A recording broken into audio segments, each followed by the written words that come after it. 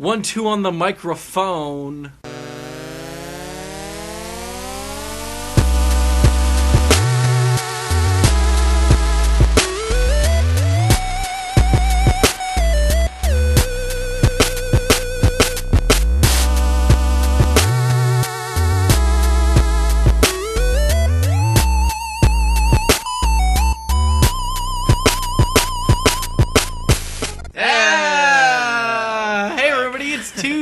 January 28th, 2014.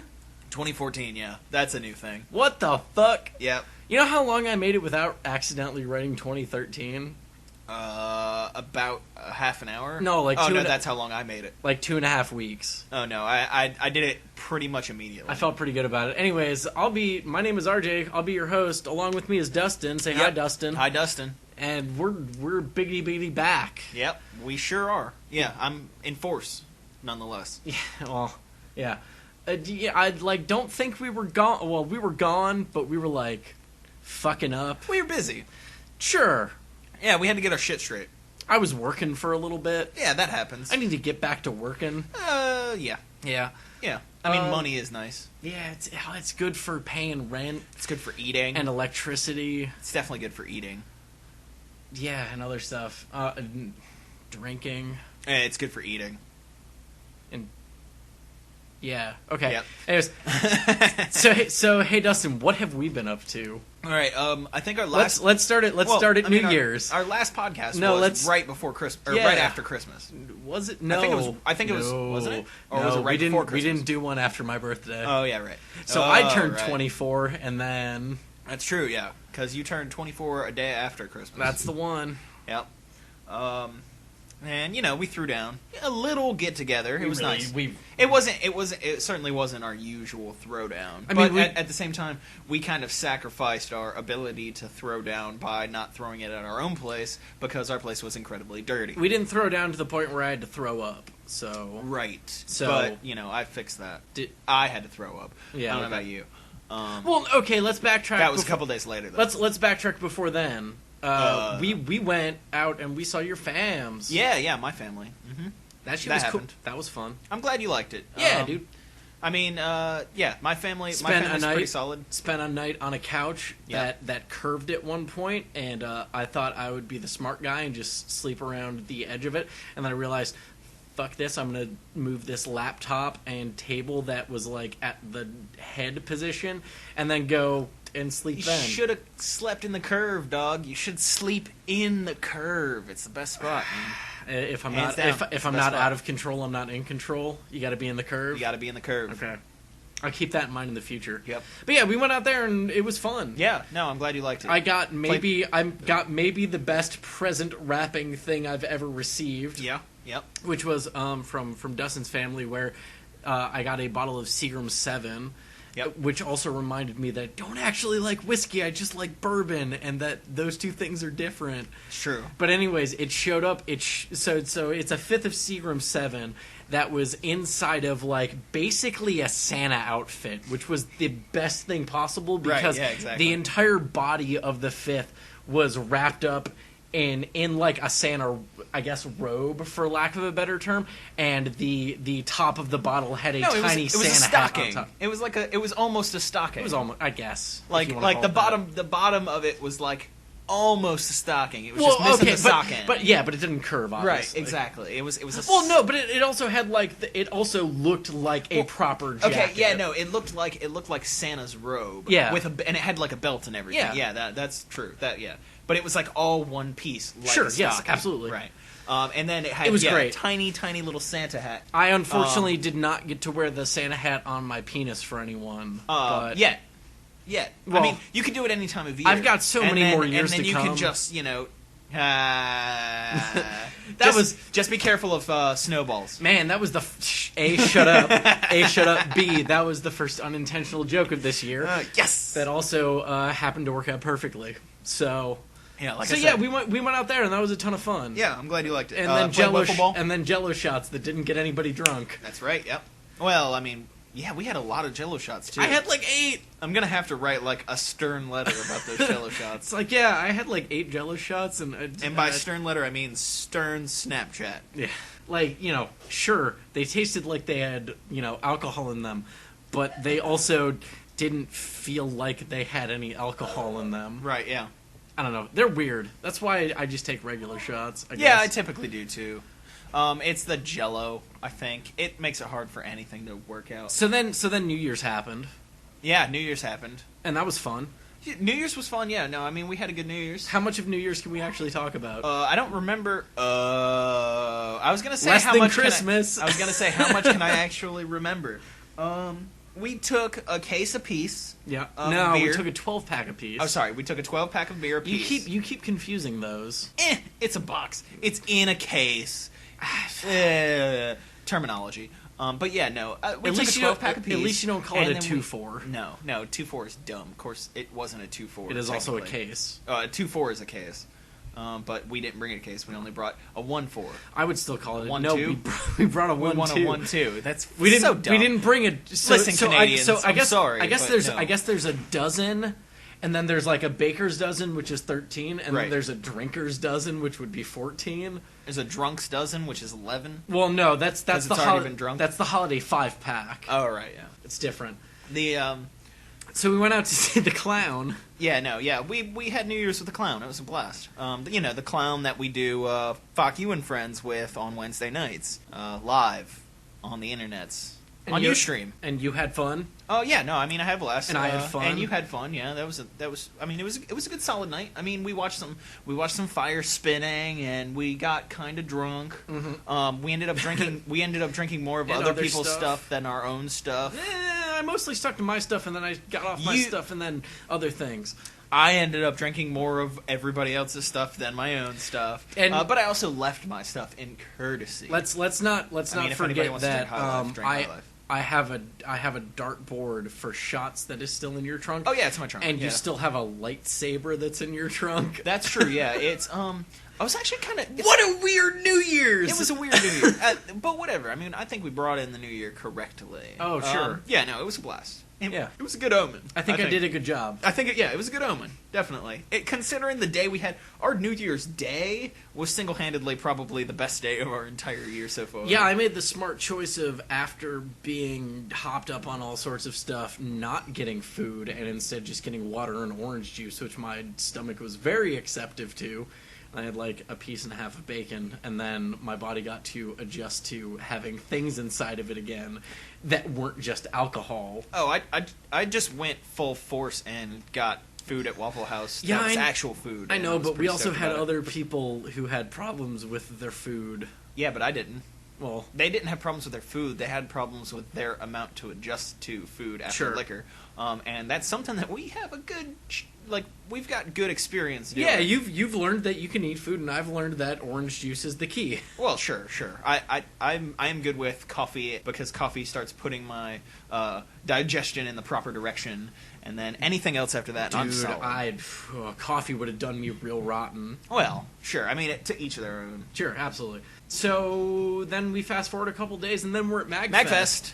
No, by a couple of days, I mean literally the next day. Literally the next day. So New Year's, as most of you might know, is January 1st. Yep. That's usually when it falls on. Oh no, Chinese pretty much every year. No, Chinese New Year tends to float a little bit. Sure, but regular world New Year's everywhere that's not China, generally January 1st. Generally, literally every year January 1st. Well, I don't want to force it. Sure, let's not talk in things absolutes. Might change. January 1st. So January 2nd, MagFest. We're headed to MagFest. God, it was so much fun. Jesus Christ. So I decided to do the smart thing, which was a #MagWatch. Oh my God, that was the way fun up too. there, which led to one of the best worst pictures of me ever, which was like the top of my mustache and just my eyes. He was really excited. If you ever get a chance to see RJ, goddamn, actually see him, like you would probably get a chance to see him on like Ustream when we did Fuck You and Friends and things like that. But like if you get a chance to see RJ and his excited face, man, he was super stoked. And it was hilarious. But it was my excited face minus my mouth. Right, minus his mouth. So it ended up just being my, like, rapey incredible face. pedophile rapey face. Hey, no. Like, listen, if I were 15, I would still think you were going to rape me. Well, listen, I have standards, and the standards are you must be this old to ride this ride. Yeah, but what part of the application process is the age on? The first part! Oh, okay. The very first part. That's what I'm doing wrong. So, anyways, so we went to MagFest, and that was a baller ass time. Oh yeah, no, absolutely. I got to play a Roman emperor where I got to judge people. Yeah, that was a blast. So basically, this year got changed up a little bit because our time slots got sort of mushed with another set of time slots, which was the Boeing time slot. Oh yeah. Funny enough, this year's airplanes, dog. Festival. Yeah, this year's festival. Well, you say airplanes, I say aerospace. This year's festival got kind of. I'm sorry. First in Flight says what? Commingled with it kind of got commingled with the Boeing Aerospace Expo. Yeah, which is incredibly nerdy. Find out Saturday. Listen, no, get this. Okay, Saturday. We thought that we weren't necessarily going to pass the numbers that we had anticipated for this year. Saturday was rave night, wasn't it? Well, no. Friday night was rave night. Because Thursday night was prom, because Saturday night we couldn't do anything because of the Boeing Expo. But turns out that a lot of the Boeing guys bought day passes for them and their families. No shit. Yes, seriously. No shit. And I didn't even know about that. And so MagFest got a huge influx of people that were just nerds who really were excited. Airplane nerds. Fuck yes. So yeah, no, we beat 12,000 people this year. Of course.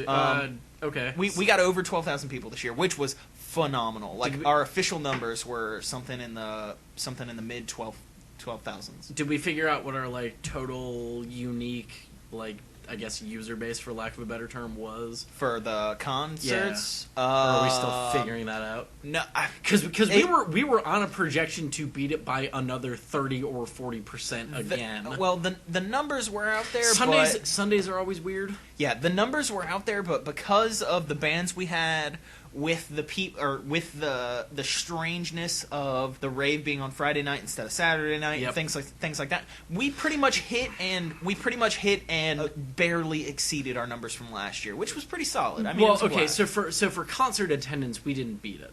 I know we didn't beat it because we were at concert attendance. We were really close to it. Proto-Men were 22.5, I think. It was pretty roughly, yeah. For some reason, I want to say 24.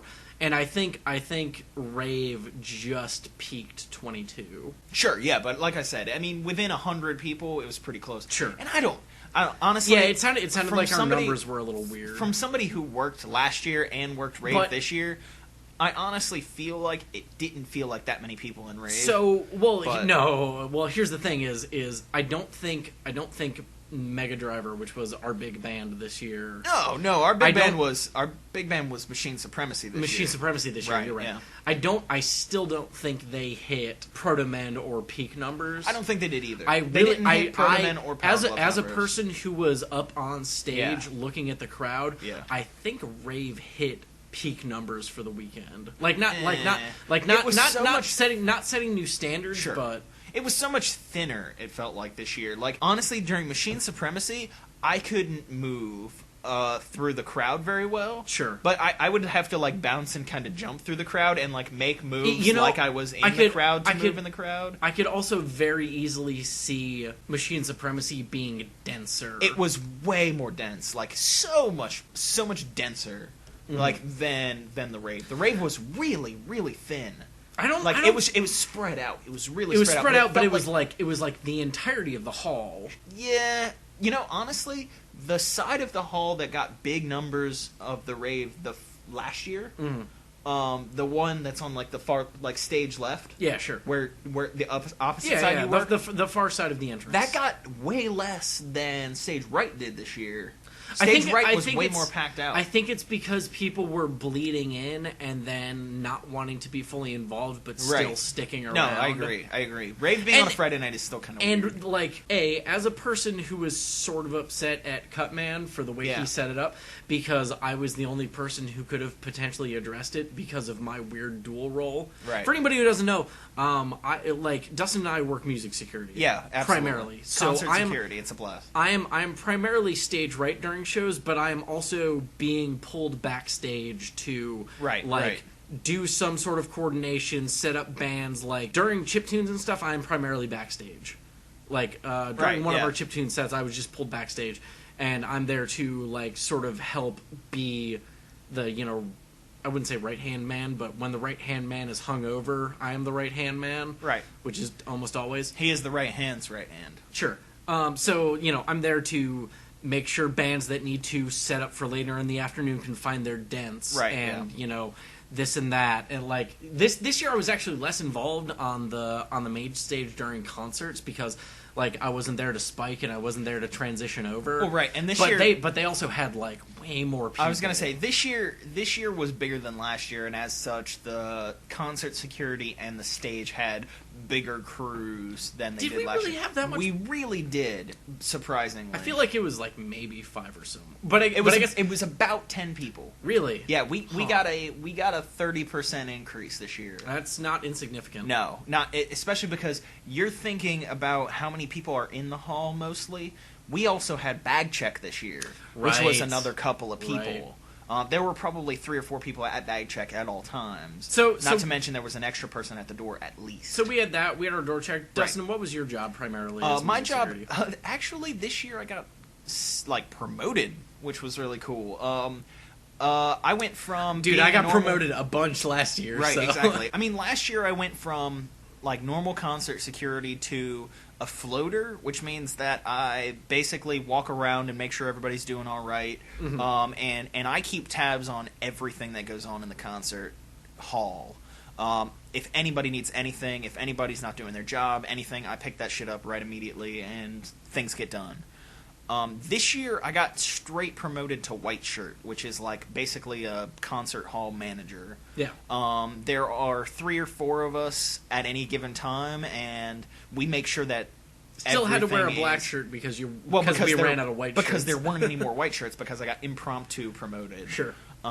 It made me really proud because I take my work very seriously. Absolutely. Even though, MagFest is a lot of fun, and that shit is still kind of serious. Yeah, Magfest concert security is probably the only security on earth who can take care of business and still have fun doing it. Yeah, well, I mean, and get the crowd in on it, and everybody has fun. Our job is to make sure other people can have fun. Exactly. Yeah, we're not gonna not have fun. Right. Like I definitely had to address a couple things. Like I had one person who absolutely came up to me and was like, "Why can't I crowd surf?" And I was like, "Well, it's kind of because last year somebody really fucked their backup. Yeah, because they got dropped when they crowd surfed. And that was one of the stage hands. Yeah, so guess what? We don't want people to not have fun. We also don't trust nerds to carry you. Right. Exactly. Or do it properly. Actually, so hilariously the funny story. Yeah. Same stagehand came out. Well, no. Let me preface this. Okay.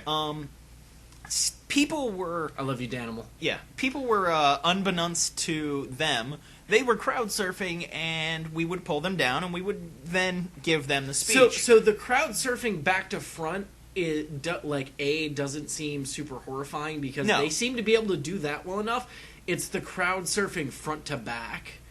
Right, yeah. It wasn't even that so much. It was the fact that they would pick them up, and then we would make sure that they got pulled down pretty quick. Yeah. And we would talk to them, and we'd say, hey, listen, we'd pull them aside and say, hey, listen, we don't want anybody doing this because a guy got hurt last year. Because we don't want people getting dropped. Exactly. So my job, to a certain degree, was I was mainly stage right, and for a couple of the shows, I was literally standing up on stage spotting. Right, yeah, no. RJ had to point people out at one point because the crowd got kind of dense. I ended up getting called Hawkeye because I would just end up standing up. I would end up because I forget who it was. I forget if it was Maddie or Dan or somebody else. It might have been Tester. Yeah. Who's like, yeah, he's standing up there like fucking Hawkeye, just like pointing people out, and that's sort of where my like Roman Emperor shit came in. It was like, hey, you right get there, down right now, down, thumbs down. So we may very well just dress me up next year so that I can stand up there, point at people, and just give them a thumbs down. Yeah. So anyway, at the end of the night, Danimal cleared it. A judge. Yeah, judge. Danimal cleared it so that way he could stage dive again and crowd surf. He was the one person who is technically allowed. Right. And he dove off the stage, and then the nerds immediately let him down real safely and was like, "Hey, dude, we can't crowd surf." It was so good. No, from my perspective, it was so good. Right, and it was hilarious because the security had nothing to do with it. The nerds, the people in the audience, God, I love this crowd. You guys had trained them so well. Right, exactly. They had gotten the hint, and they literally just put him down.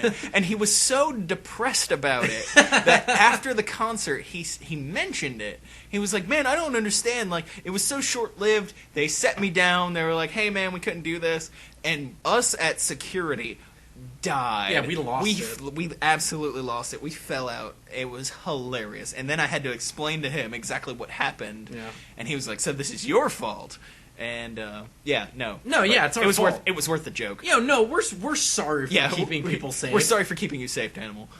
Because goddamn, if we have to take legitimate like fire marshal's tests, I mean, he was and like all of these other things too. Because he was out for like 3 weeks last year after he fucked his back up. Yeah, and like when we tell all of these jokes and we like joke about MagFest security or music security specifically, because MagFest security can be wishy-washy, but concert security, like, that's a different thing. We go in there and we take a test every year that says, hey, this is how you run fire marshal status. Yeah, this is how you legit, like, we're not fucking around. Right, yeah. We're here to keep you safe, but we want you to have fun. Exactly. Yeah, no, and it was a blast. It was an absolute 100% blast. I got to hang out with some of the Destructoid guys. Absolutely. I get to hang out with Yurzin for a little bit. Yep, that was pretty awesome. Who else? There was I mean, obviously it's like people here and there. We're just like, yeah, sure, I fucked around with the Megas for a little bit. I helped these people move their I actually got to hang out with an abundance of journalists this year. Really? Surprisingly, yeah. No, between the Destructoid guys and this one dude that I met next to an escalator who was drinking whipped vodka and insisted that I share some. He was really hammered, but that's MagFest. Yeah, it sounds like MagFest. It was a great year. It was a little cold, and I never left the hotel because it was so cold. I literally never walked outside. That's fine. It was pretty awesome. MagFest was pretty contained this year and pretty awesome. I went and got a burrito at one point. I didn't need to. Went outside and had a couple cigarettes. Being staff. Also, don't smoke, kids. Yeah, don't smoke. It's a bad habit that costs a lot of money, and especially if you're me. And it makes you have to go outside in the freezing cold. Yeah. And in North Carolina, where we live, that could be tomorrow. It could have been yesterday. It could be in the middle of the fucking summer. It is you right never know. now. I mean, it is right now, but I mean, you never know. But if you're going to do it, it's American Spirits. Anyways, it changes every 20 minutes in North Carolina. I think we have a check in the mail now. Yeah. Right. But yeah, no. Switched off a foil. MagFest was pretty awesome. Now, the MagFest miracle that happened this year, on our trip back down, RJ was asleep. Not the miracle. I know, he was quiet, but hey, fuck you. But RJ slept most of the way. Me and Keith, I was in and out. Me and Keith are unfortunately gone at the moment co-partner. Comrade. Brother in arms. Brother in arms. Yeah. He He was driving. He was driving, and he's. Wait, what? Yeah, no, yeah. Keith was driving. Dude, I was completely asleep at that point. Yeah, exactly. Fuck, I don't remember that happening. Keith was driving, and yo, I stopped for that blizzard though. And RJ was asleep pretty much the entire time, and except for when we stopped at Dairy Queen. When me and Keith got real close in North Carolina, Keith goes, "Man, my wheel is doing something it doesn't normally do." And I was like, right. I was like, no, I forgot we drove Keith's car. I noticed that it's a little wobbly, but it seems fine. Well, we drove down the interstates. Time out. Bear in mind, The wheel in question, I'm sitting on the driver's side back seat. Yes. This wheel was directly under my ass. No, I think it was the other side. No, it was definitely on Keith's Oh, no, side. you're right. You're right. It was directly under you. So, I wake up from time... I wake up from... Yeah, it was probably my fat ass's fault. Anyways, I woke up from time to time with my ass just jiggling. Jiggling. Yeah, you know, ass gets to jiggling, booty gets to it's some girl talk nonsense going on. I'm just like, and then we would get onto the highway when it would normally be like sort of okay because we would pick up speed, and then I would fall back asleep again. Right. Not knowing that. Right. There was a big ass bubble in the tire. Uh-huh. Like there had been a spot that had worn through and the tires were bad. I could have died. But I mean the tires were new, so we had no reason to think that they were gonna be bad. It was just a malfunctioning tire. Like it was actually a factory defect. This could have been the Slashplayed podcast from 20 Never. No. Even if his tire popped, he had a spare, and we would have been fine. Even going down the interstate at 90 miles an hour, we weren't going that in fast. the left lane. Nah, we weren't going that fast. The rear left tire blowing out. That's what I'm saying. We weren't going that fast. We would have been fine. I've blown a tire. It's not that big a deal. Like you have to something significantly bad has to happen. Like you have to. That sounds pretty bad. You have to blow a tire and then cut the wheel like an idiot. And Keith is a really good driver. Like we wouldn't have had any problems. I have 100% faith in him. He was really scared about it when we got home. You know, Keith was the gunner in the military, not the driver, right? Yes, I understand okay. that. It's not the point. He's a great driver. I've never had any problems riding with him. And we've ridden around a little bit. We'll stop with this. I was absolutely 100% not afraid of what it was, but he was kind of spooked when we got home because he saw it and realized that we'd been driving on that probably for a good long time. I was spooked, and I was the dude who was trying to carry shit back into his place. Yeah, I was immediately thereafter, though, he pretty much got a new set of tires, and it's all hunky dory now. No, it's all fine. It's just his windshield now. Yeah. And this is not meaning to jinx anything, but Keith, I hope your windshield makes it through this weekend. Yeah, it's supposed to be pretty fucking gnarly. It's not even gnarly. It's like water gets in there and then it freezes and then it causes cracks to get more cracky. I mean, it's what, January 28th, so 2014, and this is a Slashplayed podcast. Exactly. And there's 31 days in January, something like that.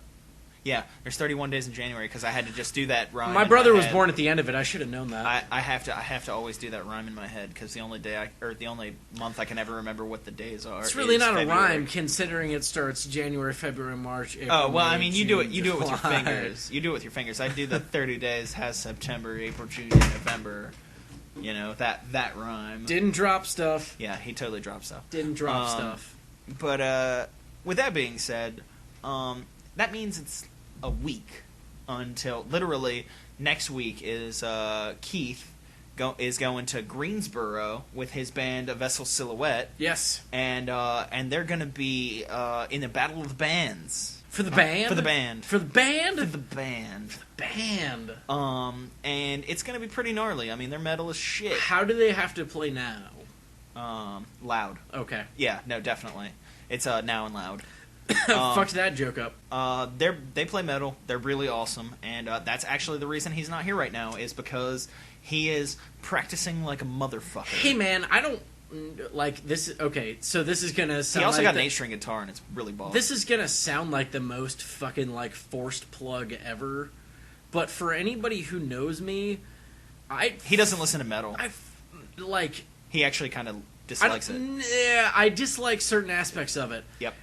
I have yet to come across a thing that A Vessel Silhouette has done that I have disliked. Right, no, I mean, which is kind of fucking saying a lot. They're really clean. They play really well. Yeah. From all the stuff that Keith has let me hear... they have proper melodies. I'm really impressed. I'm a thrash metal fan, and their gallops are real good. So for anybody who listens to this who likes metal, if you're available next Tuesday night and you ain't got shit to do Wednesday... go out to Greensboro because granted from Wilmington or just buy a ticket. Yeah, or at least buy a ticket. Yeah, buy a ticket support. Get up with us because we can get you a ticket. It's only $10. and it's in Greensboro. Hell, I might even go. I need to get up with the right people so I can get off next week, but I was seriously considering it. Really? You have to get up with multiple people to get off during a week? Ha! No. Just my boss. Anyways. Yeah. But with that being said, we miss Keith. He's great. We really wish him luck.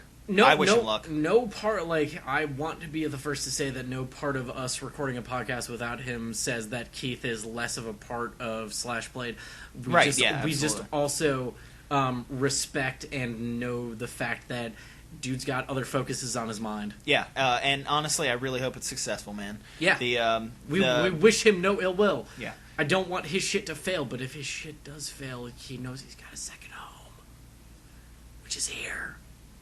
The podcast, because it's Tuesday, January 28th, and this is Slashplayed Podcast. With that being said, one of these weeks I'll let Dustin host. It'll be great. It'll be really ridiculous. It'll be the worst. Man, you have no idea what's coming for you. I normally not know you, what... not you, them. Oh, they have no idea. I'm staring at the mic with this bloodlust. Well, it's less bloodlust and more rape. Stop staring at the mic with rape lust and telling it what's going to be coming for them. Oh, man. You have no idea what's coming for you. I'm really upset because he is actually staring at the microphone. Well, I have to get into it. I guess you're a method actor. How do I get my boner if I'm not staring directly at them? Can we move on now? Yeah. What happened absolutely. after MagFest? Not a whole lot. I mean, work. A lot of work. Yeah. I went back to work for a bit. And again, Keith's been practicing a lot. Keith's been practicing. We moved the Fuck You show. It's moved to Aces now instead of the Juggling Gypsy. It's also every week now. Except for this week. Except for this week because of the icing and the freezing. Okay, you heard about that. Yeah. Okay. I did see that post. He called me and is like, "Are you somewhere safe?" And I was like, "I'm in my apartment." He was like, "Okay, good." Yeah, and I was like, worst comes to worst. People in North Carolina really freak out when there's icing and snow. Yeah. Which is kind of dumb because they're terrible at driving at it. Yeah, well, Wilmington is a bunch of terrible drivers anyway. Well, but if you keep in mind the fact that if you read the actual North Carolina DMV guide to driving, the one that you're supposed to read to take a test. It says, hey, under poor conditions, you should be more careful. Yep. You should probably follow that. It's a really, really vague and obvious rule, but people are dumb. Dude, listen, I worked at a bookstore, and we print off a really, really long rental agreement. Sure. And the thing that I told most people was, this is a really long piece of paper. This was literally my spiel, so I feel bad for anybody who works next to me. Right. Because my spiel was like, all right, so now I'm going to print off a really long piece of paper, and basically what it says is that you're not going to set this on fire or feed it to pets. And the vast majority of people laughed at that. And then there were the people that were either A, too tired, or B, didn't want to put up with my bullshit, or C, weren't listening to what I was saying. And they didn't laugh at it. Probably a lot of C's. I still had a 60% hit rate with it. That's pretty good, honestly. I was pretty happy about it. With college students, that's pretty good. But yeah, no, I mean, honestly, it hasn't been incredibly eventful around here. I have been working on the website. Slashplayed.net will be up in the near future. Do you want to talk about that at all? A little bit. I am really enthused about it. If you like the podcast, you'll be able to get the RSS feed for downloads by the time I'm done with it. Word. Which I won't be putting it up until it is officially done. Until it works good. Until it works good. It looks nice right now. Which is important because I might need to render this podcast twice now. Right. It looks good right now, but as for that, we're gonna have the videos on it, so that way you don't necessarily have to go to YouTube to watch them. Yeah, but if you want to, we'd like to be a partner someday. So yeah. Go make us money over there, and then we'll put Blip on our main website, yeah, right. And then we'll make money off of you twice. And by that I mean we love you. Yeah. And that's not a joke, because if you can seriously make this a job for us, that's the only thing I want in the whole world. Well, yeah, that would make us both really happy. That's in my top 3 of things that I want in the whole world right now. Yeah. With that being said, Slashplayed.net will be up real soon. I'm on the cusp of its finishing touches. Don't go to it right now because it's just a login screen that only Dustin and I can get into. Yeah, it literally says that it is down for maintenance, which it is. It has been up. It is down. There is maintenance. It's like a man with erectile dysfunction. Right. Yeah. Currently, our website has dysfunction, and I am trying to be the whatever Viagra. Nah. Cialis? That's the one. Yeah, the other purple hot pill. Chick. You want to be the hot chick for our website. I want to be the hot chick for the website. That's pretty much my job. And we should be burning through that not in the too far future. That's pretty much it. That's pretty much all we've All right, we have to take a no pants break. We'll be back after this.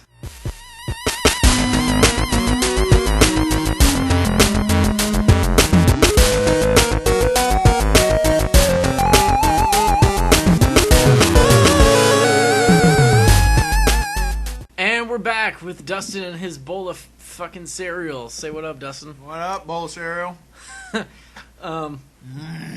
So I think we're kind of done at this point with shit that's been happening. Yeah, I mean everything's been popping off. You know, we've been busy, but it's about time we get into some video games. Yeah, man. What you been playing? I've been playing all sorts of random shit. Okay, let me start with what we've been playing. Okay, what have you been playing, RJ? Hey, dude, you remember Iron Brigade? Oh my god, fucking Iron Brigade! Remember Iron Brigade? So the Steam sale hit. Iron Brigade. So the Steam sale hit, and Iron Brigade, originally known as Trenched by Double Fine, is a game that came out a bit ago, and it is a mech tower defense game that is mainly focused around your mechs, but is also tower defense. I fucking love mech games, and I fucking love tower defense games. So Jesus Christ. Tower defense in its more traditional sense is about me muting Facebook so that it doesn't go off anymore, but is also about primarily tower defense is, hey, you build towers and that's kind of it. Mm-hmm. And creeps run through your towers and they get killed or they don't, and then you are either... But this is third person. And then you're either great or you're terrible. Right. Whereas Iron Brigade is primarily around you have your personal mech and it's your job to fight off these waves of enemies. It's, pretty... And in that point, it's pretty similar to the Gears of War, Horde mode and stuff like that. But at the same time, you can still set your quote-unquote towers, which are your, what were they called? Emplacements, yeah, and the emplacements are really awesome because you can set flak turrets for aerial enemies or shotgun turrets for close range, things like that. And it's really boss. So you can run one of three different types of trenches, I guess.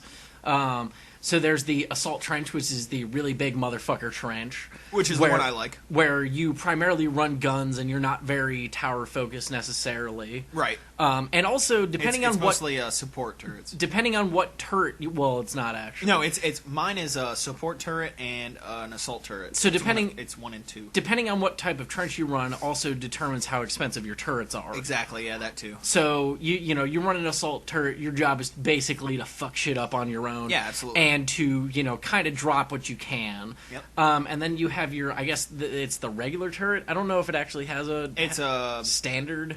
Yeah, pretty much. It's standard. Where you're running the mid-ground, where you don't necessarily run the biggest guns in the game, but you can also, drop turrets on a fairly regular basis and upgrade them at a pretty reasonable cost. And then there's the engineering trenches, where you can drop some of the biggest, baddest turrets, and you can also upgrade everything for cheaper. Right. Yeah. And all of your emplacement costs are, less expensive. Oh, yeah. And that's not necessarily my fun. I like to drop cannon fire on things and basically wreck shit. And mostly the frame rate. Mostly the frame rate. So totally worth it. We've been playing on PC, which means you have to play over games for Windows Live, and there seems to be a real problem with the artillery turrets or the artillery guns primarily, where they seem to drop frame rate and cause a major memory leak. But you're welcome. But we tend to deal with that. So Dustin and I were running a 3-man team with friend of the site, Woody. Yep. who was running another trench with us. So we were running a 3-man team, not a full 4-man team, because you can play this game with anywhere between 1 and 4 people. Yep. Which is the best part about it. I love co-op. It's really the more the merrier, because we got to do some pretty dumb shit. Yeah, absolutely. So Dustin and Woody were primarily running big assault trenches, and I was running an engineering trench. He was running more often than not something really big and some like man, he was kind of one-sided. Like I think he had a one-sided trench. Like that, literally he could fit like only one cannon on it. So, but he also had good emplacements. Right. So the way that a lot of the trenches work is, there are multiple engineering standard or assault trenches, and depending on what chassis you pick, determines how big of the guns you can place or equip. Because some of them have like some of the. So the way the trench breaks down is it's either got 1, 2, or 3 slots on its arm, and then it has emplacements on top of that that are chassis specific. Well, right, and or not chassis specific, but type specific. Right, and some chassis types only have one arm of 1, 2, or 3, whereas the chassis type that I like has both arms are 3.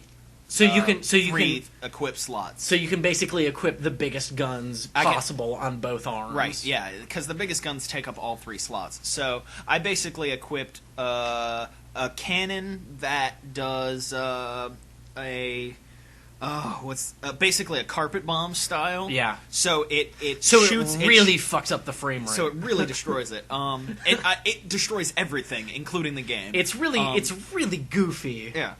It shoots one shot out, and then that shot explodes, and it shoots like 6 or 7 shots over the course of a straight line. Well, because over the course of that straight line, it shoots a single shot, but it drops individual shots directly below it in its firing trajectory. Kind of. It's more like it shoots off, and then that one explodes in a straight line of several. Right. And then on top of that, my other side is usually an automatic sniper rifle. Right. And then an automatic, basically a rifle, an automatic rifle. So I've got something for, finesse, but I've also got something for absolute just stupid power. Yeah. And I was I was more often than not running an engineering trench so that I could both drop the biggest emplacements, which were like our sniper emplacements or our mortar emplacements or our mines. Yeah, the mines were pretty dumb. And then I could run around and upgrade stuff for cheap. Yeah, exactly. And that was super effective. And when I wasn't doing that, I was running a standard chassis with a bunch of machine guns on it, because there's nothing quite like running into battle and just having all of your guns blazing all of the time. Right, yeah. And I got really used to that, and it's pretty fun. It's silly as shit. Yeah.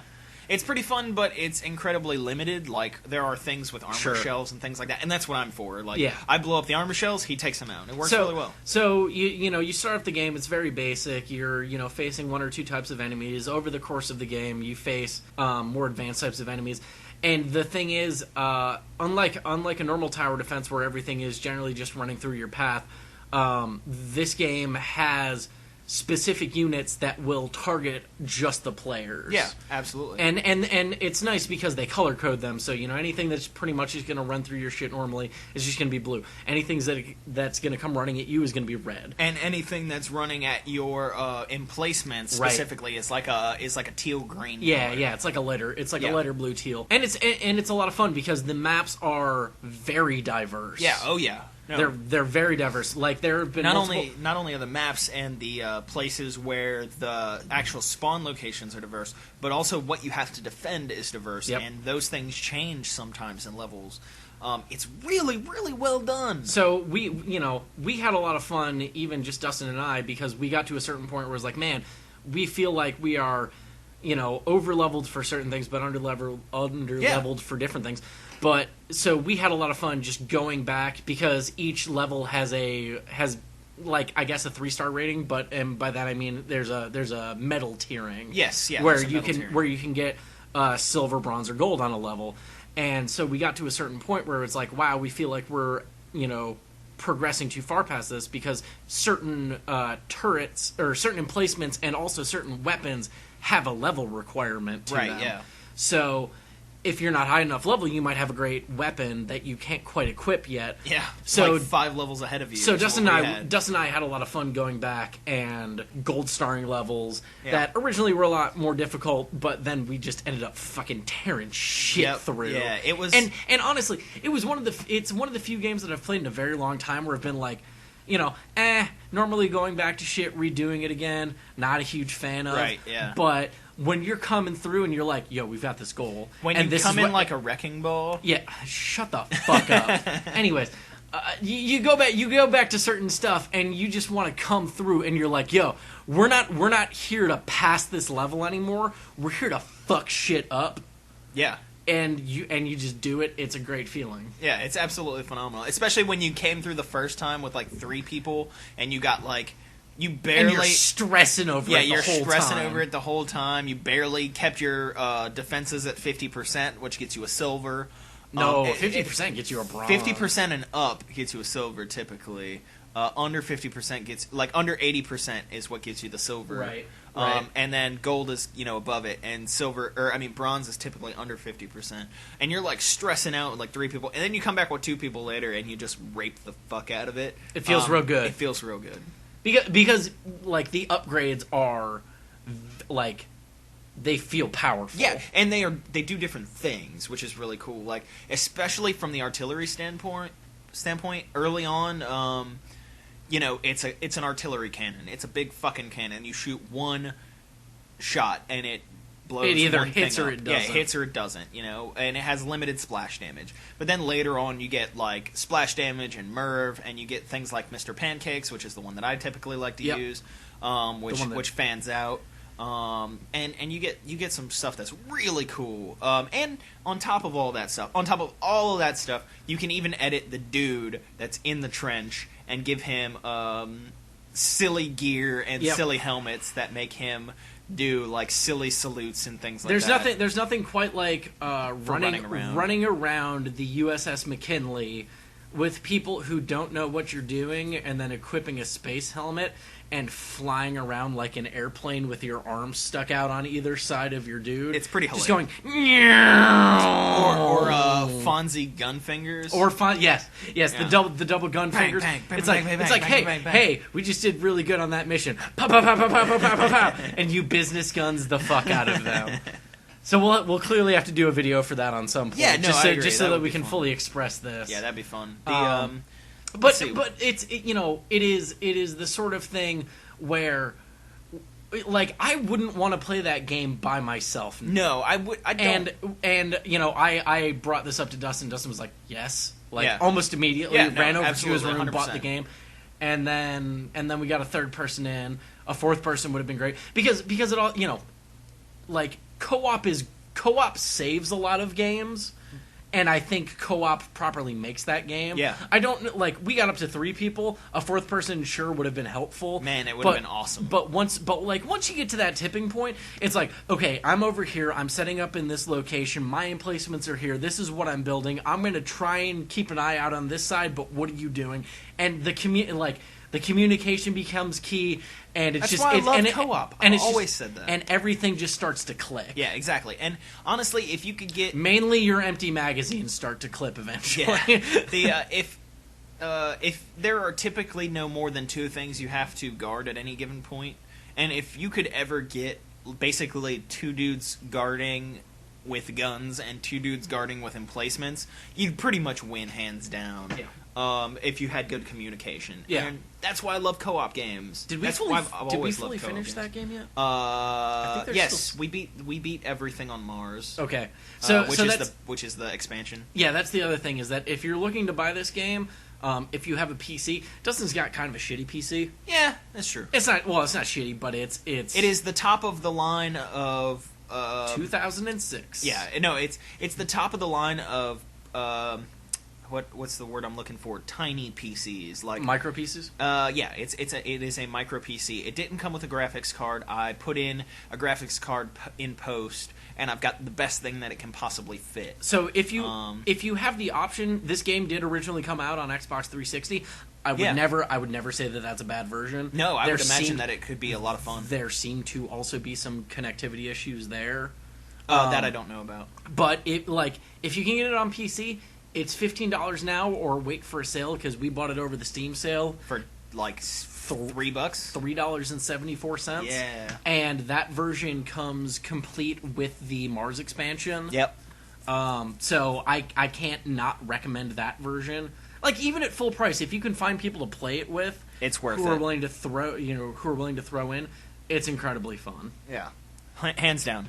What would you give it, RJ? In a star rating? Not a star. Well, we're also star ratings. I mean, honestly, I'd give it like an 8 out of 10 tubes. Well, I was gonna say we can't do star ratings out of 5 anymore, which makes me sad. Yeah. So I would give it. I would probably give it 8 destroyed Martian bears out of 10. I like it. Yeah. I'd say 8 tubes out of 10. Yeah. Yeah, 8 definitely. tubes out of 10. So yeah, like if you have the opportunity, definitely fucking check that shit out. Xbox or PC, like either one, it's bound to be just as good. And PC has limited connectivity because you still have to have a Games for Windows Live account, which is not hard. If you have an Xbox Live account, but it's technically non-existent at this point. Which I did find. I did have a fourth who was trying to get in after Christmas. Oh yeah. My buddy Trevin. Right. I tried to get him involved, and he had some issues with the Games for Windows Live thing. I mean, at that point, you're going to need to make an Xbox Live account, and it should hook over. It did, but I don't know. He never could connect proper. Yeah, he could never get the game to start proper. So I guess that's a caveat, but you know. You might be able to find some deals on it. Yeah, absolutely. I mean, especially Xbox, get it. It's worth it. Irrespective of that, I would say it's 100% worth checking out. Definitely, if you're into that. Let's see. Another game we played in recent history. Let's just stick with fucking tower defense. Yeah, that's what I was thinking. What's your new favorite game? Kingdom Rush. Yeah. Okay. Fuck, that game is awesome. So I started playing Kingdom Rush. It came out on. I believe Xbox Live. I don't know if it was Xbox Live or not. I don't know. I know that it came out on iOS. Oh, okay, yeah. I know that it came out on iOS a while ago, and it was a huge debacle with it being like sort of a pay-to-win game, right? Which I am in no way a fan of. Yeah, me either. Because like you had to, it's another game where it is primarily tower defense, but eventually you get proper heroes that you can control around the map and make good with. And by make good with, I mean kick shit in with. Yeah, it's pretty awesome. It's a lot of fun. But it's now on the PC for $10 at max cost. Yeah. I got it on sale for $7.50. And the great thing about it is that it is no longer pay to win at that point. Yeah, no. It is. All of the heroes are unlocked. They are only locked on a progression-based basis. Right. Once you get to a certain level in the game, not level as in character progression level, but level as in literal. I'm on level 3. Yeah.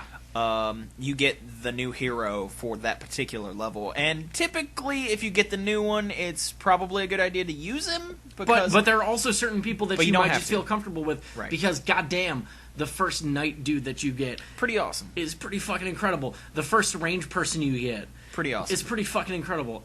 So I played this game originally. In its Flashplay based version, which is still out there. I think it's on Congregate and like a couple other places. Okay. And that version is still you still have to pay a little bit to get all of the heroes. Right. I don't know that there's like a one-time use system with it. Right. But if you aren't totally into committing $10, you can totally check it out there. It's totally functional. It's all the way up to the last original set of levels. Right, which it's coming out with an expansion soon. It's also so the PC version, and I don't know about everything else, but the PC version that you can get now comes, I guess not equipped with, right, yeah, pre-purchased for the expansion that is going to come out for it. Which I'm super looking forward to, because that game is so much fun. And I'm looking forward to it because I still haven't re-beaten the original game, so... I did. Yeah, I bet you did. Oh my god, I played it for like a straight week after RJ got it. So that game's got a lot of shit to it. It's, you know... So you've got your basic towers. Yep. And you've got 4 types of towers. You've got melee barracks, which deploy a crew of dudes. Yep. That are basically there to be melee fighters, which are mainly useful for slowing enemies down in an area. There is a archer tower. Yep.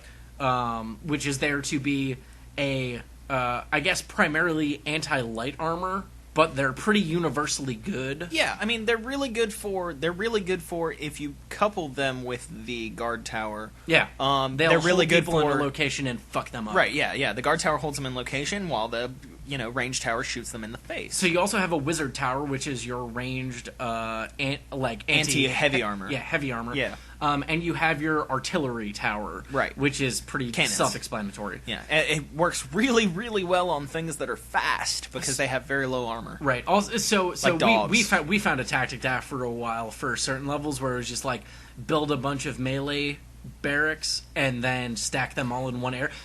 That stops working. For the record, I'm sure it does. Yeah. So the melee barracks have a certain deployment range around them. That means that they can only operate in a certain efficient area. Like, any other range tower has its effective area. Right. The melee barracks can be deployed in an effective area. In an effective area. Right, yeah. Which means you want to find a spot that is A, good for them, and B, also can cover a number of lane points as best as you can. Right.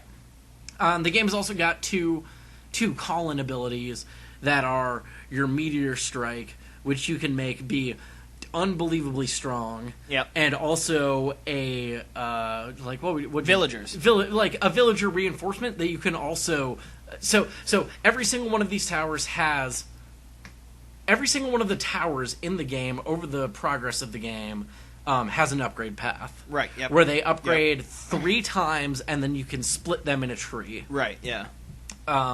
So you can upgrade your archers 3 times and make them either like basically Lord of the Rings elves in their tower, or you can make them musketeers. You can upgrade them to a third. It's you upgrade them technically twice after the first placement. Okay. Yeah. And then you make them either Lord of the Rings style, like Sylvan ridiculous, like archers of death, or you make them into musketeers that have the longest range in the game. Yeah, they're basically snipers, but they shoot kind of slow. And then and even those towers at that point have additional upgrades in them where you can make them more specialized. So the melee barracks become at their top level either paladins or berserkers. Yeah. The wizard tower becomes one of 2 wizard towers. I would highly recommend one over the other. Well, yeah, until you get later. But so the wizard tower. Then you need both. The wizard tower upgrades one of 2 ways. The top level wizard spells, one of them will let you teleport people backwards, or do a that shit is broken. Or have an ability that is a 20% chance automatic kill on any unit that isn't like a boss. Yeah. And the other side of the wizard tower summons an additional minion. It's a golem. It's a golem. That golem's real tough. Yeah, it's a really tough golem, but it also that side also does a slow slash armor reduction. Yeah. So it's a super basically if you put that tower up early, when they're spawning heavy minions, any of your towers can rip through them instead of only the magic towers. Right. And that's really incredibly important for later levels. And you would know more about the artillery because I don't remember how far that goes. The artillery is really cool. It goes to Tesla Tower. Right. Which can hit damage like 5 or 6 enemies, or 4 to 6 after it upgrades. And that is pretty awesome for big waves at a time. And then there's the other, which is the Dwarven Cannon or some shit. Sure. And it just does like stupid amounts of splash damage, and on top of that, like it basically does what my cannon did in Iron Brigade. It shoots a shot, and then that shot carpet bombs. Wow. And on top of that, that one also can potentially be upgraded to shoot missiles all the way across the map that are like targeted. But those are like once every 30 seconds or something like that. But it's totally worth it. So awesome. So if you like tower defense, then these two games, if you like tower defense, yes. Yeah. Okay. If you like leveling things up, over the course of tower defense. So, basic RPG systems. And if you like tech trees, yep, that are overarching, that I would like to, so for people who are sick of like fucking the Skyrim tech tree, like I sort of am, because I don't want to force my way through to the Dragonborn DLC at this point. Aw. Well, if you're into tech trees that you can respec at any time, like. Because like, part of them is you might have a problem on a certain mission and just go, man, I wish I could do this. I think the original versions were like you had to do something into them, whereas the PC version, you can just go, I want all these points back. Yeah. And then you can completely readjust where you distribute all of your points with no cost. Right. Yeah, because PC gaming is the way to go. It's pretty awesome. Like, with Kingdom Rush, if I've got all of my points in archers, basically I can make my archers faster, make them cost less, make them crit, yeah. And that's kind of the overarching between levels level up system. If I find that archers are almost completely useless in a level, I will take all of the points out of those archers and I will put them in something that is more beneficial. And it's totally 100% awesome that you can do that. So Kingdom Rush for the PC, I will get... Kingdom Rush for mobile, I can't rate. Kingdom Rush for the PC, I will give 9 out of 10 wizard teleporting back towers. I would give it probably, let's see, 8 out of 10 guard towers? 8 out of 10 guard towers? Yeah. Are you talking paladins or berserkers? Definitely berserkers. Are you kidding me? Really? Yo, dude, yes. Especially after you can upgrade them so that way they do throwing axes. Guess who doesn't need archer towers ananymore, ever? Berserker axes! And they also whirlwind. Fully upgraded paladins are pretty great. They never die! Yeah, but that doesn't really matter. They can't hit anything. They never die. Yeah, but... You put archer towers behind. Gargoyles. Anyways. So you sounded like you came more equipped with shit that you've been playing. What else have you been playing? Let's see. I mean, I've played a lot of old stuff lately. Oh, sure. Which I mean, I've been playing MLB 2K11. Yeah, sure. I've been playing Ocarina of Time Master Quest. I have an over Master Quest. I have an over 400 batting average with my player. So. I actually realized some of the dungeon differences between Ocarina of Time and Ocarina of Time Master Quest, which kind of blew my mind. Yeah. Are they harder? I'm playing it on a PC versus playing it with my old controller. I'm sorry, you're playing it on a what? Yeah. Slashplayed does not endorse stealing games on emulators. Oh, I'm not stealing it. I actually own the game, so I technically have the license to it. I just have it on a different system. Slashplayed does not endorse the gray market dealing of emulators. Sure. But... Except they're awesome. Yeah. So Master Quest is really cool. They say that it's supposed to be harder, and some of the enemies are supposed to spawn more. And I have noticed that some of the puzzles have been a little different. Uh-huh. But honestly, in the grand scheme of things... Like different how? Okay, there's one instance where, that you actually saw, where there was fire on blocks. And you were like, man, those blocks are definitely on fire. I was in the fucking... Daenerys Targaryen. No. I was in the... and then I thought about I was in the Goron dungeon. I was in the Goron dungeon. Okay. And it's very brown. It's very brown. So it's like modern games. Because you're in a cave. Oh. And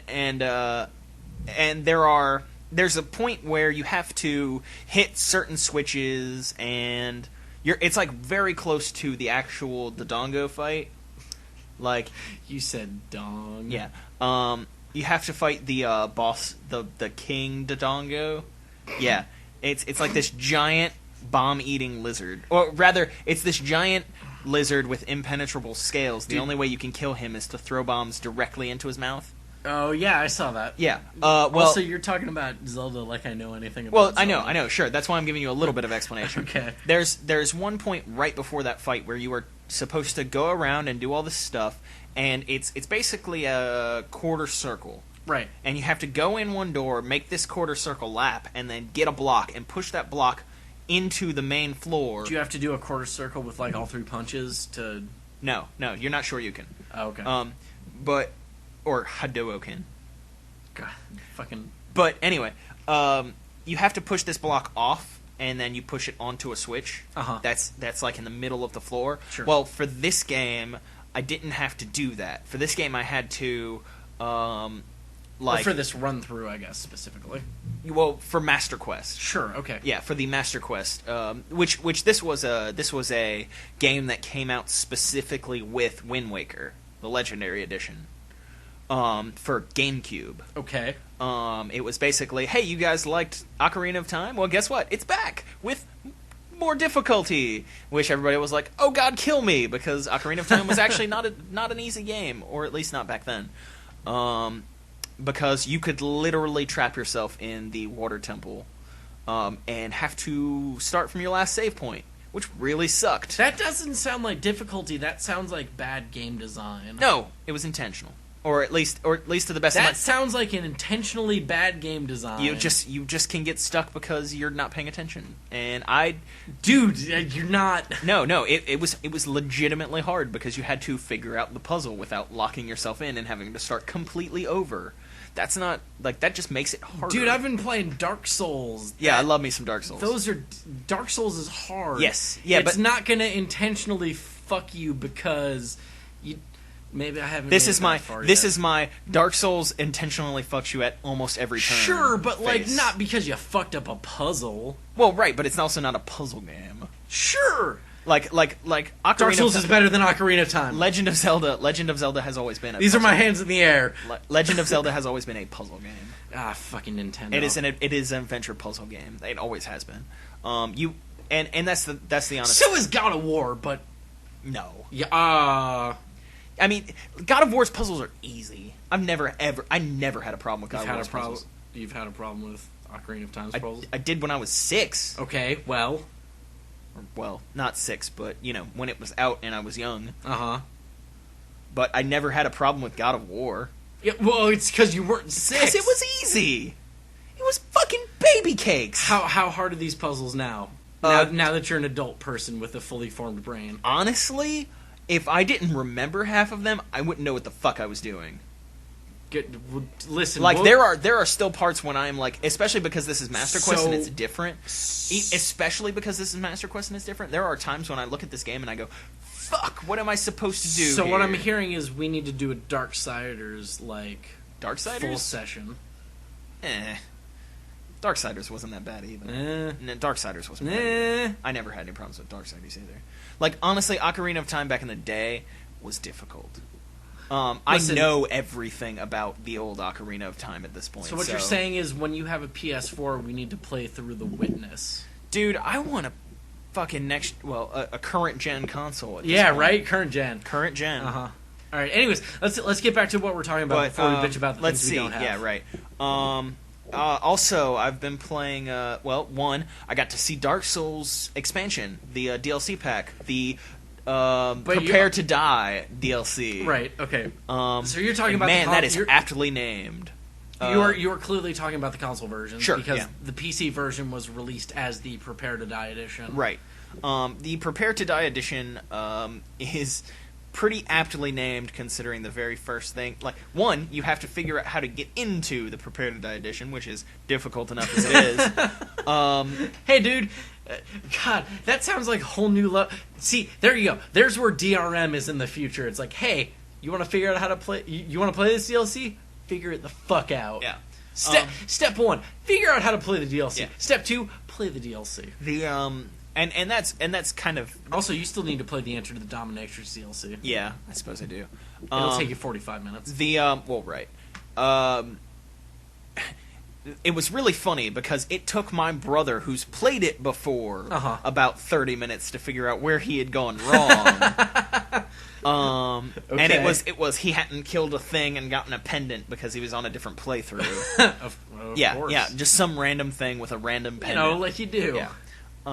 And And so, like, the very first... Or, like, you die. As soon as you get into the damn thing, you have to fight a chimera. You're over my head already. Really? Probably. Come on. This is, like, mythology awesome. Yeah, listen. It's like a lion. It's like a lion's head. Oh, sure. I know what a chimera is. Yeah, no, that's what it is. Okay. Like, but it's got like 4 wings, and it's that's too many wings. That's a double chimera. And it's a and its scorpion tail is ridiculous. Listen, let's not get. And it shoots lightning bolts. Let's not get Dimitri Martin on this shit, dude. A chimera does not become a double chimera just because you add extra wings, dude. And then it like shoots lightning bolts. It's an asshole. It's really fast. That's too many wings. No, it looks really good. Too many wings. Looks really good. Do you remember the Digimon Angelmon with like a billion wings? Guess what? Too many wings. He had those already. He didn't try and change what was already a mythological being into having additional fucking wings. Listen, it looks real good. It looks real good. Okay. With its goat horns. It's just a complete asshole. And my brother was like, oh my god. And, but it ended up working out. You know what the best part would be? The bosses are really, really, if the way you had to unlock the DLC was to deal with the Sphinx, and you had to answer its questions. Yep. Yeah, that'd be pretty awesome. That's copyright Slashplayed 2014. And if you for our game design thing that we're never gonna do, but if you lose. You die. You lose a leg. No, you lose a leg forever. You can't get into the DLC at all until your next playthrough. Oh, yeah, like just straight up. Like, what if you're on a playthrough? Can you infinitely read? Yes. You can infinitely new game plus. Yes, you can infinitely new game plus. You just have to beat the final boss. God, that would be hysterical. Mainly because that game autosaves always and ever. Yeah. Yeah, it would be terrible and goddamn and fantastic. You goddamn. Let's see, what else have I played lately? So much. Oh, another thing I wanted to talk about. The Killer Instinct for Xbox One. This sounds like we're moving out of things that we've played. No. I played this at MagFest actually. Really? Yeah. They had. Did you get in on it? Any Johann Sebastian Joust? No. AJ got into a lot of Johann Sebastian Joust, but I typically stay away from it because I've played it before and it's just the same stuff. I feel like they've added more stuff to it. Not really. It's pretty similar to what it's always been. Well, yeah. But I'm really bad at freezing because I'm too twitchy. Right. You have to... Johann Sebastian Joust is basically... they took the PlayStation Move controllers. I've also dominated in Johann Sebastian Joust because motherfuckers don't know that move at full speed means I'm gonna fucking run at you. Yeah. God, no. They take the PlayStation Move controllers and they take that gyro and they put it to music. Uh-huh. And basically, depending on how fast the music goes, is how fast you can move. Right. And so your goal is to make other people move and mess their shit up. Yep. While you are not messing your shit up, pushing them or slapping their controller or whatever. Right. I want full contact Johann Sebastian Joust. Like Johann Sebastian football? Yes, that's exactly what I was thinking. Yeah, that's... Johann Sebastian flag football would be the best. Okay. Except it wouldn't be flags, it would just be like... Your PlayStation Move controller? I just want a bunch of, like, Brian Urlachers and Ray Lewis's, just like... No, you didn't tackle him hard enough. Johann Sebastian NFL Films is what I want. Yeah. Where it's just like, oh, you heard the pop from the stands, but he didn't hit him hard enough. Oh my god. Okay, so back to Killer Instinct. This game was $20 at launch, or free to play. Yeah, sorry, or free to play. It basically goes with either just it's Jago. Jago. Yeah. They're not rotating that at all? No. I think the way that it goes is it started with Jago, but it was rotated one character. They're going to slowly rotate it, right. It seems like. But you can pay for additional characters. Or you can buy it straight up for $20, which came with the original 6 characters and the 2 season 1 characters, right. As they're labeling them. Right. And honestly, man, I got into this game. I played it for a good probably hour and a half, 2 hours with one dude. You know, I've seen the finishing moves on that game, and that by itself made me interested. Yeah. It also, I also just had a thought, which was, I'm terrible at fighting games, so if you want to see me, hit me up on Dive Kick. You can kind of button mash it first. If somebody really knows what they're doing, they're gonna ridiculously wipe the floor with you because you won't get a chance to hit them. I think I've seen like 100 hit combos before. But with that being said, you can be pretty satisfied by just button mashing. You feel like you're actually doing something by just button mashing, and that's pretty successful in my opinion. Maybe that's the thing Dive Kick 2 needs, is feeling successful at button mashing. Yeah. Well, I mean, because it's still not there. Yeah. Like, if the button masher can't have fun, then right. Exactly. I agree. And honestly, like I got to play with Saberwolf, I got to play with Jago, I got to play with Orchid. Orchid seems nuts. I destroyed, and I got to play with Thunder. Thunder seems terrible. I am still god awful with Thunder. I will never ever get. You mean fake T-Hawk? Right. I will never get that character down, ever. I've never been good with Thunder in any of the Killer Instinct games. I will never get that character down. The only good Native American killer has been Turok, the main character from Turok. Yeah. Outside of that, right. I destroyed. I take that back. Half credit goes to Connor from Assassin's Creed 3. Half credit. But only when he was a pirate. No, that's his dad. No, that's his grandfather, and yeah. And he also did pirate things. That was the best. He did boat things, ship things, and yes. Listen, his grandfather would fuck him up.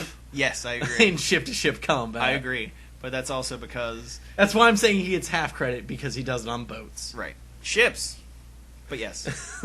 Let's see. But yeah, the argument that honestly, will never end. Never end.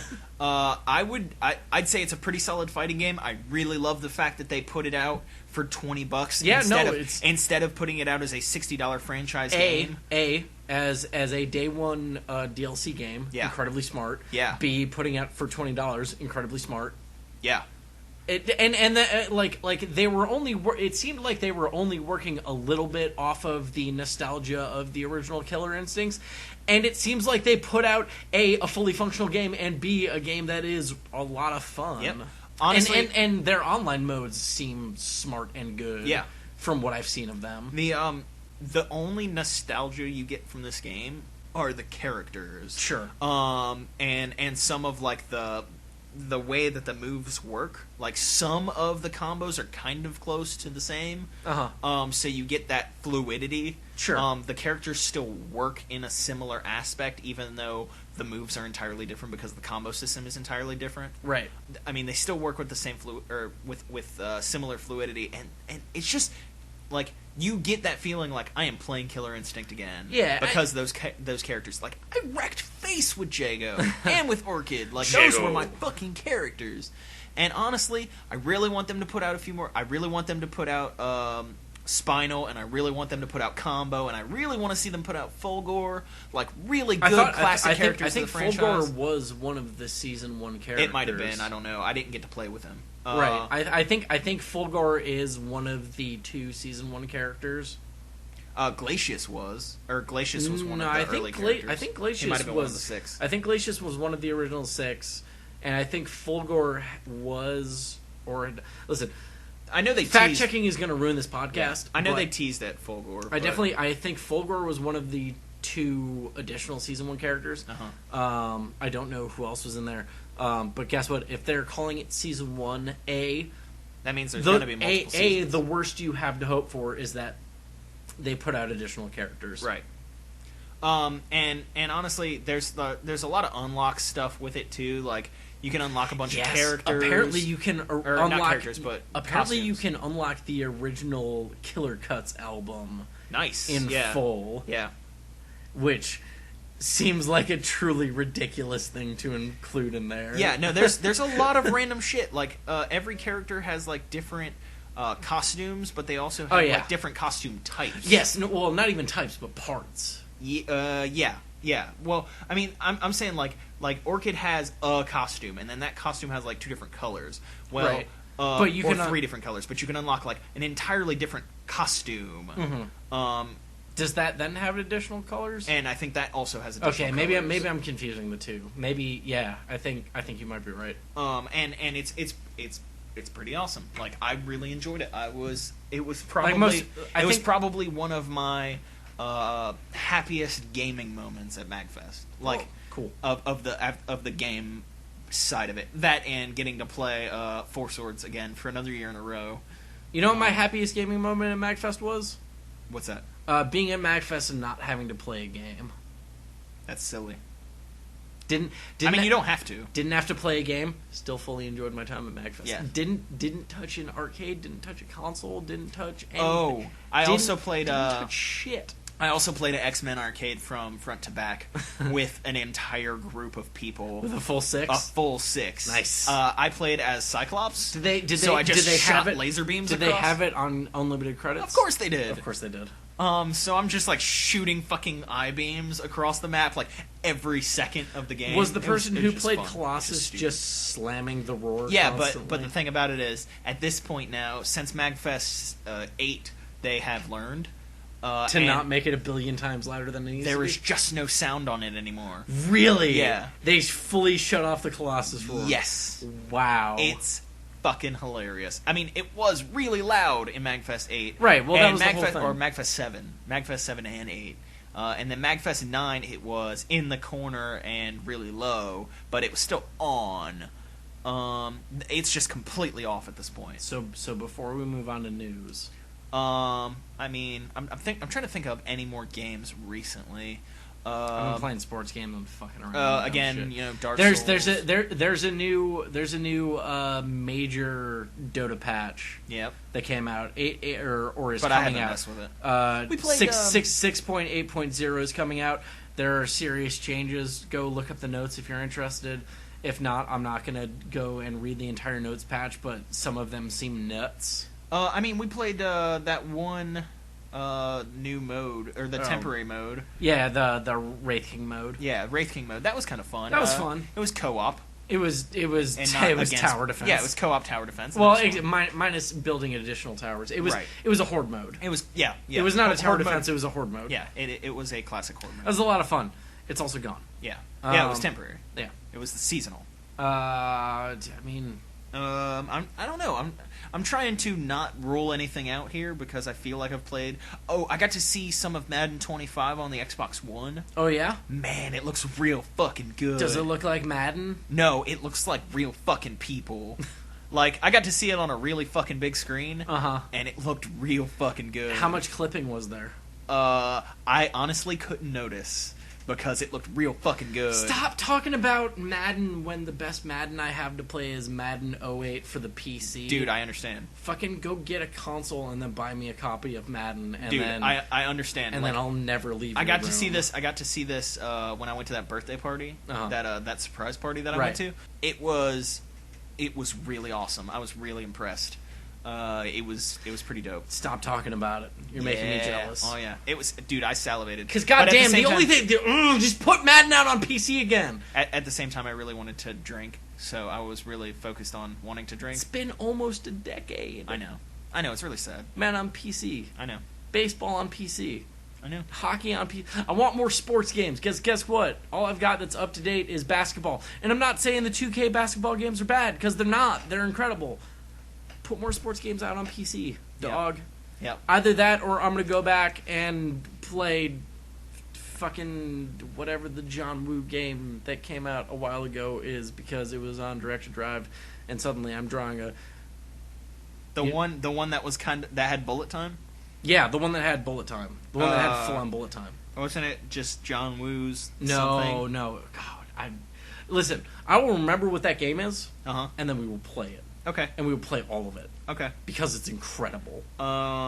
It is incredible. Another game that I have played recently. Because it is literally just chowing on fat. Because it was the sequel to Hard Boiled. No, I remember. Holy shit, that game's... You fucking, like, Tony Hawk, like...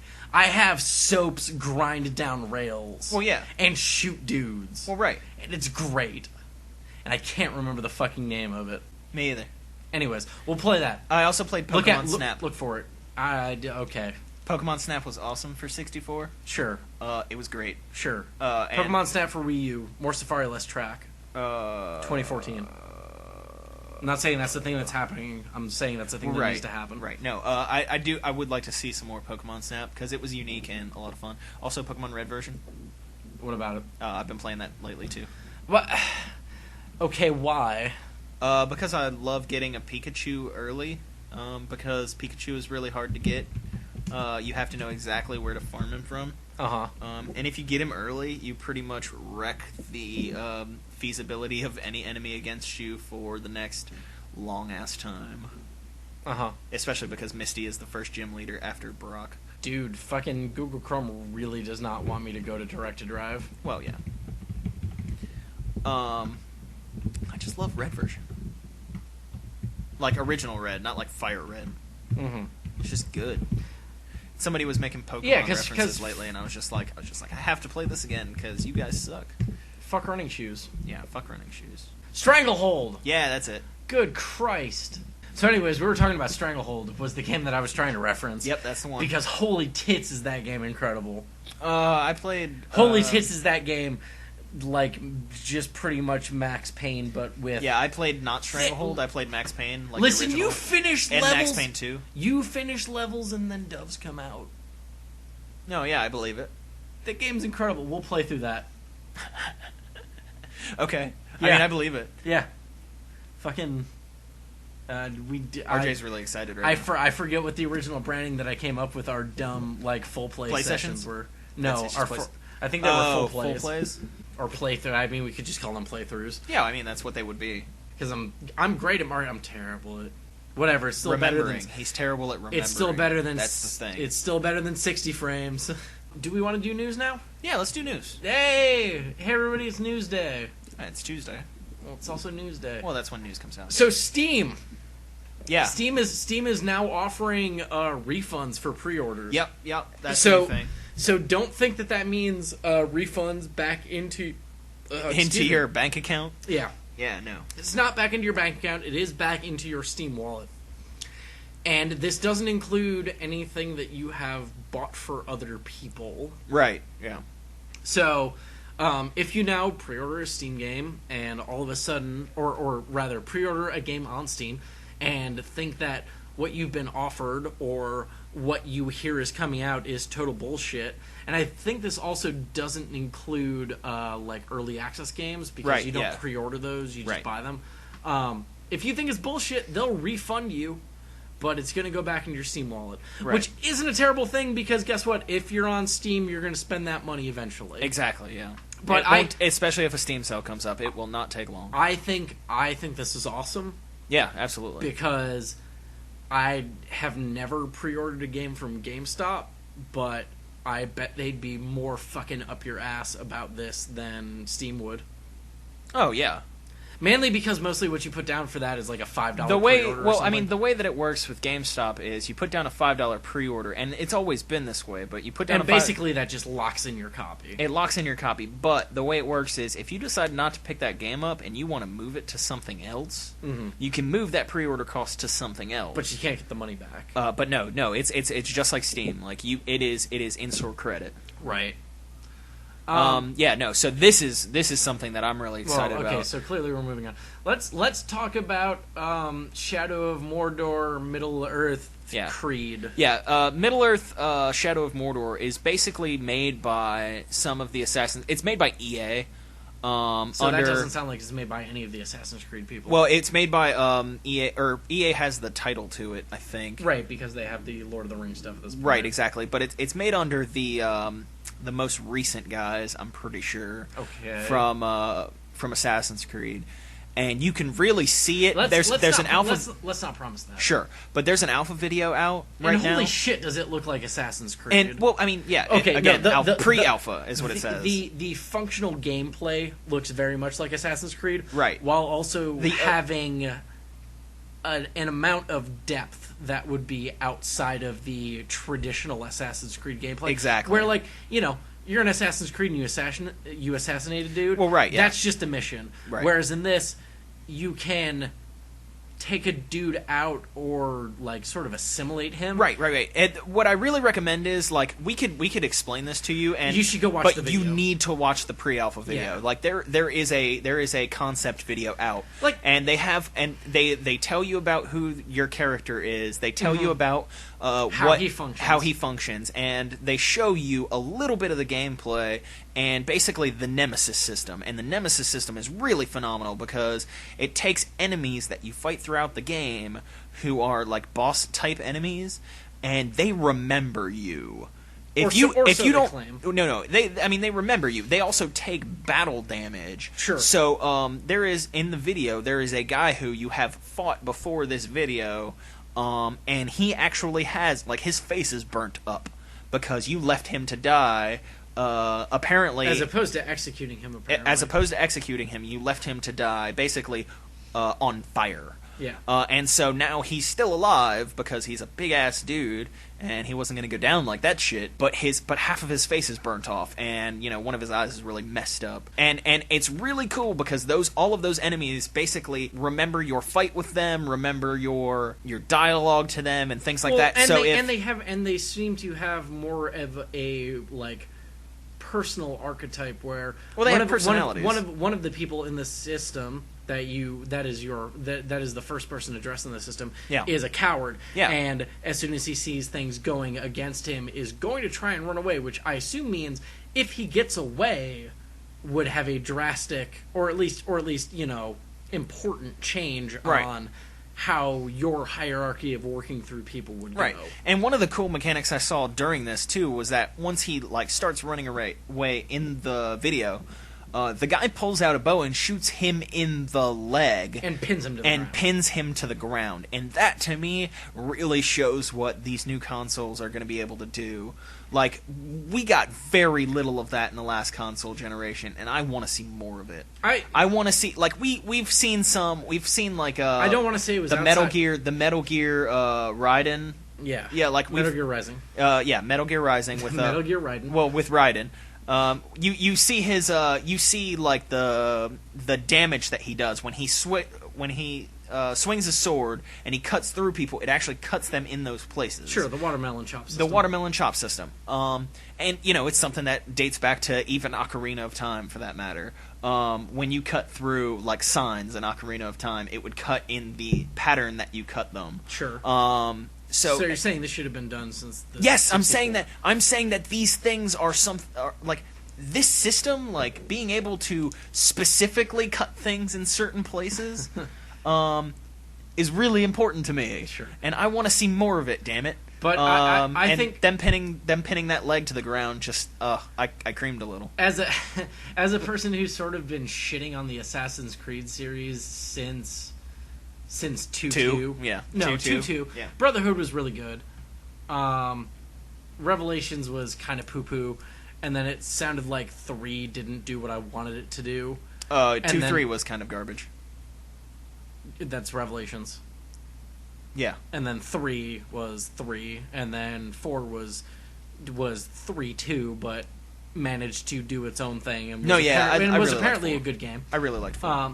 So this seems Black to be Flag was the shit. This seems to be the first thing outside of Ubisoft that is definitely biting that style. Yeah. But is not biting it in a way that is like, hey, this is all we're doing. Right. It's definitely it seems to be bringing, like, very legitimate changes to the system. Yeah, and it definitely shows that it's, like, early. Like, the graphics look pretty solid, but, some of the animations could be picked up. Sure. I mean, and obviously that could be all the stuff that they've worked out through the entire game. Exactly. But it looks like it's got some definite potential. Yeah.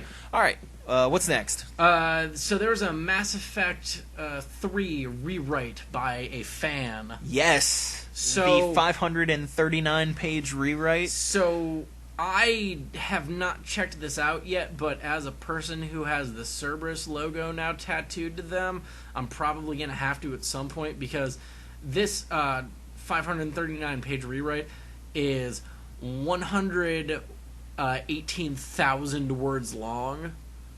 This isn't like a bunch of stage direction. This is like somebody came in and like reworked character interactions, reworked missions, and I'm very interested to see how this goes, because apparently it ended up with like a shit ton of additional endings. Yeah, that were not like the hey, you show up at 3 different colored lights for one, right? But 2. It is a complex branching system that depends on a number of factors. Each ending is drastically different from the others. Exactly. So I'm very interested to see how this turns out, and I'm sure I'll go back to it at some point. But the problem is, my only problem with this is that Mass Effect is such a tightly written, tightly dialogue-heavy game. Until the last 15 minutes. No. That if a fan is going to rewrite this, I feel like it's going to take away... I feel like some of the punch is going to be taken away because they don't have the voice actors in it. See, what I like from the particular article that we have pulled right now... It's the Escapist article. Yeah. We've stated this before. We've stated this before.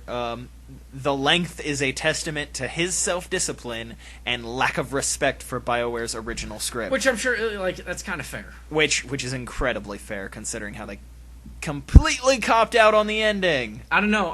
I still claim that game is 98% perfect, and then the space stairs happen. I'm telling you, man. Or space elevator happens. I'm telling you, man. That it's just Anderson dies, and Shepard looks at him. It's a game without an ending. And then that's the end. And then the decisions get made for you. If the decisions could be made for you based off of the things you had chosen from then... Well, right. Be a perfect game. Anyways. But it has no ending. It's really lame. No, it has 3 endings, and they're all the same. No, and lame. They're different. But Yep. Look out for Mass Effect 4. That makes it not. Anyways, let's close with an easy piece of news, which is the Hearthstone. Hearthstone is open. Has entered the open beta. Yep. Yeah. So if you want to play that, go for it. Also, that game's kind of fun. Yep. I don't know. I feel like people who are just getting into it now are gonna potentially have a hard time, because I mean, I was having a hard enough time keeping up with people who had the beta before you. Who had the time to put decks together and be like, hey, these are the clearly good cards, and who kept up with the meta. It's obviously not the same degree, but it's kind of the same thing as jumping into Dota right now, where it's just whoa, what is everything? Right, yeah. You can fumble your way through, not even fumble. You can dominate your way through the tutorial levels and stuff, but beyond that, people are going to come up and they're going to whoop your fucking ass. Yeah. And you're going to have to get used to it. Just get ready to be humbled really quickly. You need to get fucking used to it. Yeah. I don't know, other than that, I think that's it. Yeah, I think for this week that was pretty solid. I feel like this podcast has gone way longer than we planned on it going. Well, we also had a lot to talk about. Sure. We had quite a few weeks to make up for. Stories. Yeah, definitely. We had adventures. Absolutely. We had games that we needed to talk about. Man, we didn't even talk about MagFest in the degree to which we could have talked about MagFest. Next week we're going to have way less to talk about. It's true. Expect a shorter podcast. Woo! Anyways, this has been the Slashplayed Podcast for this week. Say goodbye, Keith. Bye, Keith!